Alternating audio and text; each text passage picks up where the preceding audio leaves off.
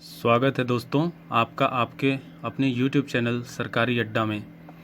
तो जैसा आज लिख रखा है, आज हम जा रहे हैं जानने इंडियन एयर फोर्स के बारे में कि कोई भी कैसे group X as a airman Indian Air Force को ज्वाइन कर सकता है। उसके साथ ही आज हम पूरी चर्चा करेंगे कि एज ए एयरमैन आपको कितनी सैलरी मिलेगी, कितने दिन की ट्रेनिंग होगी और कहाँ तक प्रमोशन पा सकते हैं और कैसे प्रमोशन पा सकते हैं। तो आज ये हम पूरी चर्चा करने जा रहे हैं। तो चलिए फिर शुरुआत करते हैं। तो जैसा मैंने बताया, आज हम पूरा एनालिसिस करेंगे। तो वीडियो थोड़ा लंबा हो सकता है, लेकिन इसमें आपको पूरी जानकारी मिलेगी। इससे बाहर कुछ भी नहीं है। मैंने हर चीज़ को ध्यान में रखते हुए ये वीडियो बनाया है। ये एक कंप्लीट पैकेज है। तो चलिए, तो ऐसा होता है एयरमैन का काम। ये इसके बारे में जानने से पहले आपको ये जानना होगा कि वे काम कैसे करते हैं। तो बेसिकली वे एयरक्राफ्ट जो होते हैं, इन्हें जनरली एयरक्राफ्ट्समैन भी बोलते हैं। तो ये एयरक्राफ्ट्स को मेंटेन करते हैं, उन्हें बनाते हैं, उसकी देख रखाव करते हैं। तो ये इनका बेसिक काम होता है। तो आप देख सकते हैं ये एयरमैन का यही काम होता है। इस तरह से ये मेंटेनेंस करते हैं। तो चलिए, इसके लिए जो एलिजिबिलिटी होती है, वो आपका एज जो होता है वो 17 से 21 साल तक चाहिए होता है। उसके अलावा जो क्वालिफ़िकेशन होती है वो आप इंटरमीडिएट या 10+2 पास होने चाहिए with mathematics, physics and English. ये 3 सब्जेक्ट कंपलसरी होने चाहिए। और आपका ओवरऑल मार्क्स जो है वो 50%, 50% से ज़्यादा होना चाहिए। साथ ही इंग्लिश सब्जेक्ट में 50 से ज़्यादा नंबर होने चाहिए। इंग्लिश को विशेष ध्यान रखा गया है। अगर आपका टोटल 70% मार्क्स भी है और इंग्लिश में अगर आपका 50 से कम है तो आप एलिजिबल नहीं हैं। उसके अलावा जो 3 साल के डिप्लोमा कोर्स इंजीनियरिंग की किसी भी स्ट्रीम से किए गए हैं, यहाँ पर ये कंप्लीट लिस्ट दिया हुआ है। आप यहाँ पर स्क्रीन पॉज करके चेक कर सकते हैं। अगर आपने डिप्लोमा की हुई है तो आप एलिजिबल हैं कि नहीं।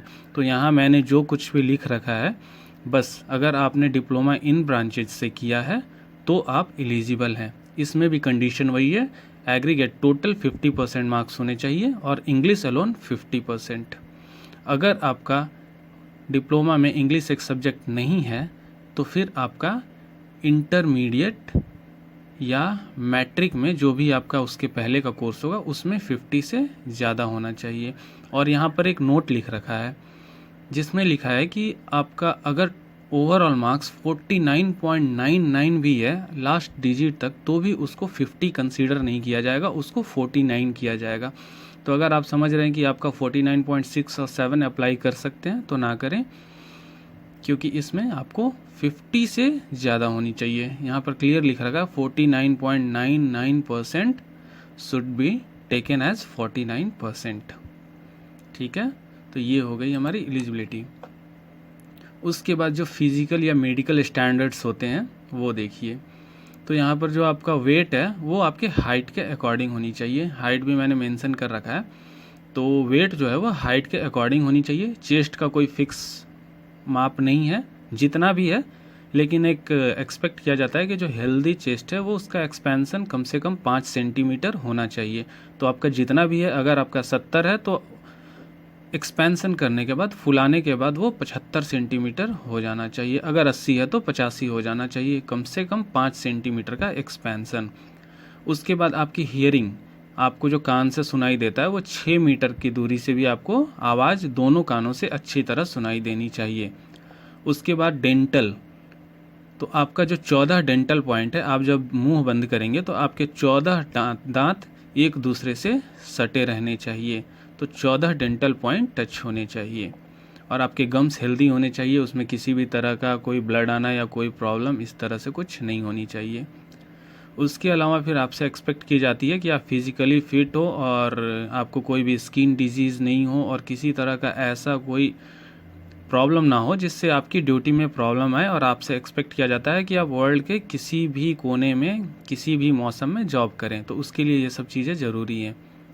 उसके अलावा जो बॉडी टैटू है वो परमानेंट बॉडी टैटू अलाउ नहीं है, लेकिन फिर भी किसी को छूट दी हुई है। जैसे अगर किसी कास्ट में या फिर कुछ ट्राइब से जिनके यहाँ ये कंपलसरी होता है तो उनको इसमें छूट मिली हुई है, लेकिन वो भी या तो हथेली के पीछे साइड में या फिर हमारा जो एल्बो होता है और हथेली होता है उसके बीच, इधर जो 4 आर्म्स होते हैं वहाँ पर टैटू अलाउ है।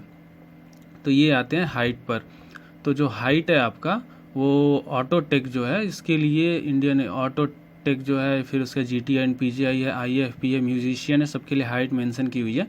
तो ये हिल स्टेट्स जो हैं उनके लिए 162.5 सेंटीमीटर है। उसके बाद अदर स्टेट के लिए 165 है। तो आप किस कैटेगरी में आते हैं आप देख सकते हैं। और हिल स्टेट्स में किसको मेंशन किया हुआ है? Gorkhas, Kumaons, Garhwali, Assamese and those belongings to the state of Nagaland, Manipur, Mizoram, Meghalaya, Arunachal Pradesh, Tripura, Sikkim and hilly areas of Uttaranchal. तो ये हो गया जिनको हाइट में छूट मिलने वाली है।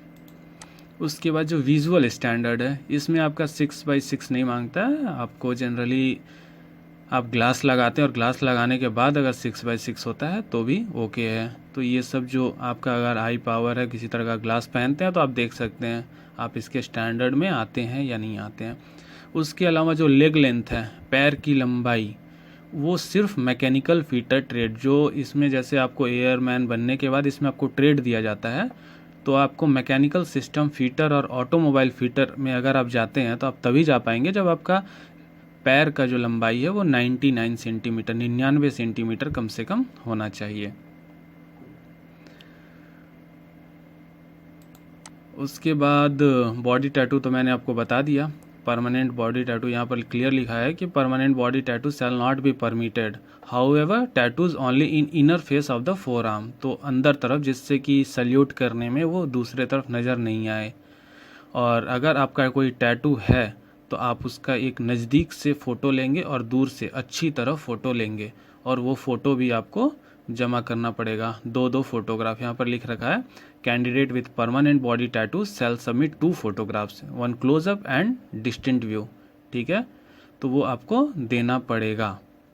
उसके बाद सिख कैंडिडेट के लिए स्पेशल नोट्स है कि अगर आप पगड़ी रखते हैं और मूछ रखते हैं तो वो आपको हमेशा रखना पड़ेगा। उसमें अगर आप फ़ोटो देते हैं तो बाद में आप उसको कटा नहीं सकते, और अगर आप अभी कटाए हुए हैं तो बाद में बढ़ा नहीं सकते। तो जो भी कंडीशन है आपको उसी में फ़ोटो देना होगा और आपको वो मेंटेन करना होगा। उसके बाद आते हैं ट्रेनिंग पर। तो जो इसका ट्रेनिंग होता है, और शुरू में जैसे वो ट्रेनिंग तो 1 साल का होता है, ट्रेड के अनुसार अलग अलग टाइम भी होते हैं। तो आपका जो शुरू में जो जॉब होगा वो कम से कम 20 साल का होगा। हालांकि आप 15 साल के बाद उससे रिटायरमेंट ले सकते हैं, लेकिन शुरू में जो आपका जॉब होता है वो 20 साल का होता है, और फ्यूचर में उसको 57 साल तक एक्सटेंड किया जा सकता है। तो उसके अलावा फिर candidate shall be send for a joint basic face training at designated basic training institute. तो आपका जो भी ट्रेड मिलता है उसके अनुसार आपको उसके अकॉर्डिंग आपको ट्रेनिंग सेंटर में भेजा जाता है, जिसको JBPT बोलते हैं, जॉइंट बेसिक फेस ट्रेनिंग। और वहाँ से सक्सेसफुल कंप्लीशन के बाद फिर आपको ट्रेड एलोकेट कर दिया जाता है। आप जिस भी ट्रेड है उसके अनुसार आपको जॉब में डाल दिया जाता है। और अगर आप यहाँ पर क्लियर लिख रखा है कि training is however liable to be terminated at any time if the trainee fails to achieve the required standard. Suppose आप ट्रेनिंग में फेल हो जाते हैं, वो कोई टेस्ट लेते हैं और अगर आप उसमें फेल हो जाते हैं तो आपका ट्रेनिंग वहाँ से टर्मिनेट हो सकता है। और उसके बाद फिर after successful completion of all stages of training the airman shall be deployed on jobs as per their allocated trades. Allotted trade shall not be changed on candidates request. तो ये आप चेंज नहीं कर सकते, रिक्वेस्ट करके भी जो trade मिल गया वो मिल गया। उसके बाद आते हैं जो सैलरी होती है, क्योंकि ये तो जानना बहुत ज़रूरी है। अगर आप इसकी तैयारी कर रहे हैं तो आपकी ये भी तो मन इच्छा होगी कि सैलरी कितनी मिलती है। तो इसमें जो सैलरी मिलती है आपको ट्रेनिंग में 14,600 रुपये का स्टाइपेंड मिलता है, जो फिक्स है 14,600 रुपये। उसके बाद फिर जब आप ज्वाइन कर लेते हैं तो उसके बाद फिर आपकी सैलरी यहाँ पर 33,100 रुपये 33,100 रुपये मिलती है। साथ में बहुत सारे अलाउंसेज मिलते हैं, जैसे कंपोजिट पर्सनल मेंटेनेंस अलाउंस है, ट्रांसपोर्ट अलाउंस है, लीव राशन अलाउंस है, हाई एल्टीट्यूड अलाउंस और बहुत सारे एक्स्ट्रा उसके अलावा पर्क्स भी मिलते हैं आपको। Ration, clothing, medical facilities, accommodation, canteen facility, साल में 60 दिन की छुट्टी मिलती है एनुअल। उसके अलावा 30 दिन का जो एक कैजुअल लीव है वो भी आपको मिलता है। तो इस तरह से उसके अलावा आपको एक ग्रुप इंश्योरेंस का कवर मिलता है 37.5 लाख रुपए का, जिसके लिए आपको 2,300 रुपये कटते हैं। ये ग्रुप इंश्योरेंस पॉलिसी होती है कि किसी तरह का कुछ मिसहैप हो जाए तो आपको 37.5 लाख रुपए मिलेंगे। तो ये सारी अदर बेनिफिट्स हैं। उसके बाद जो इसमें प्रमोशन होता है, तो प्रमोशन एक airman maximum master warrant officer के पोस्ट तक पहुंच सकता है। और अगर आप में क्वालिटी है, अगर आप किसी एग्ज़ाम को क्रैक कर सकते हैं, वो इंटरनल एग्ज़ाम होते रहते हैं, तो अगर आप उनको पास कर सकते हैं तो फिर आप एज अ कमीशन्ड ऑफिसर भी ज्वाइन कर सकते हैं। तो उस आप में वो एबिलिटी होनी चाहिए। आप इंटरनल प्रमोशन पाके एज अ कमीशन्ड ऑफिसर भी ज्वाइन कर सकते हैं। लेकिन आप नॉर्मल रोल में रहते हैं एयरमैन के रूप में, आप मैक्सिमम मास्टर वारंट ऑफिसर के पोस्ट तक पहुंच सकते हैं। उसके बाद जो एजुकेशन है, तो इसमें एयरमैन परमिटेड है, मतलब उसको परमिशन मिला हुआ है कि आप अपनी एजुकेशन क्वालिफिकेशन को बढ़ा सकें। जैसे आपका जो भी ट्रेड है, उस ट्रेड में जो एक प्रिस्क्राइब्ड स्किल ग्रेड है, वो आप अपने ट्रेड में वहाँ तक अचीव कर जाते हैं तो फिर आपको परमिशन मिलती है कि आप हायर एजुकेशन परस्यू कर सकें। उसके बाद जो एग्ज़ाम का स्ट्रक्चर होता है वो कैसा होता है, तो पहले तो फेज़ 1 एग्ज़ाम होता है जिसमें आपको 60 क्वेश्चन आते हैं इंग्लिश, फिजिक्स और मैथ से, जो 10th + 2 के CBSE स्टैंडर्ड के सिलेबस के अकॉर्डिंग होते हैं। इसमें हर एक क्वेश्चन के लिए 1 मार्क्स होता है। अनअटेम्प्ट क्वेश्चन के लिए, जो आपने नहीं किया, उसके लिए कोई मार्क्स नहीं मिलते और 1/4 मार्क्स आपके डिडक्ट किए जाते हैं रॉन्ग आंसर के लिए। अगर आपने गलत दिया तो 0.25 नंबर कट जाएंगे। फेज़ 1 का फिर रिजल्ट आएगा। अगर आपने क्वालिफाई कर लिया तो फिर आपको फेज़ 2 के लिए बुलाया जाएगा, जिसमें होगा physical fitness test. Physical fitness test कैसा होगा, इसमें आपको 1600 मीटर दौड़ना होगा। इसके लिए आपको काफ़ी टाइम मिलता है, 6.5 मिनट का समय मिलता है, जो कोई भी आसानी से कर सकता है। उसके बाद आपको 10 पुशअप्स करने होंगे, 10 सिटअप्स करने होंगे, 20 स्क्वाट्स करने होंगे। ठीक है, तो इसके लिए आपको एडवाइस किया जाता है कि आप जब भी जाएं फिजिकल टेस्ट देने तो अपना स्पोर्ट्स शू और शॉर्ट्स या ट्रैक पैंट्स लेकर जाएं। तो ये होती है फिजिकल काफ़ी आसान होता है। उसके बाद फिर उसी दिन एक एडेप्टेबिलिटी टेस्ट होती है, एडेप्टेबिलिटी टेस्ट 1 और एडेप्टेबिलिटी टेस्ट 2। तो ये दोनों जो आते हैं वो फेज़ 2 के अंदर ही आते हैं। तो इसमें आपको all candidate who pass the physical fitness test shall have to undertake adaptability test 1। ये ऑब्जेक्टिव टाइप का रिटन टेस्ट होता है। ठीक है, इसमें आपको सूटेबिलिटी चेक किया जाता है कि आप एम्प्लॉयमेंट के लिए एयरफोर्स में सूटेबल है कि नहीं है, और आपको अलग अलग जियोग्राफिक टेरेन जैसे हिल्स एरिया या कहीं भी डिप्लॉय किया जा सकता है नहीं, तो इसके अकॉर्डिंग उसमें क्वेश्चन पूछे जाते हैं। उसके बाद फिर एक एडेप्टेबिलिटी टेस्ट 2 भी होता है। उसके बाद फिर जो फेज़ 3 होता है, अगर आपको इसके बारे में कोई डाउट हो तो आप कमेंट कर सकते हैं, मैं इसके बारे में आपको विस्तार से बता दूंगा। फिर फेज़ 3 जो होता है, इसमें मेडिकल होते हैं। तो मेडिकल में फिर आपको जैसा नॉर्मल मेडिकल होता है, आप यहाँ पर पॉज करके पढ़ सकते हैं।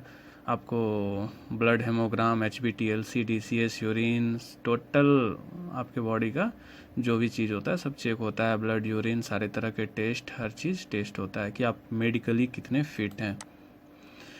तो इतना ही मुझे लगता है कि जितना मैंने आपको बताना चाहा, और मैंने सारी जानकारी आपको लगभग दे दी है। फिर भी आपको अगर पार्टिकुलर किसी चीज़ में प्रॉब्लम हो, जैसे मेडिकल कैसा होता है या फिर ये एडेप्टेबिलिटी टेस्ट कैसे होते हैं या फिर फिजिकल कैसा होता है, तो मैं उसके बारे में विस्तार से वीडियो बनाऊंगा। अभी एक आपको ओवरऑल आइडिया देना था कि ये टोटल एग्ज़ाम कैसा होता है, एग्ज़ाम का स्ट्रक्चर कैसा होता है, जिससे आप अपना माइंडसेट बना सके कि हाँ भाई ऐसे एग्ज़ाम होती है और ऐसे तैयारी करनी है। तो आज के लिए फिर इतना ही, मिलते हैं अगले वीडियो में। तब तक के लिए धन्यवाद। जय हिंद।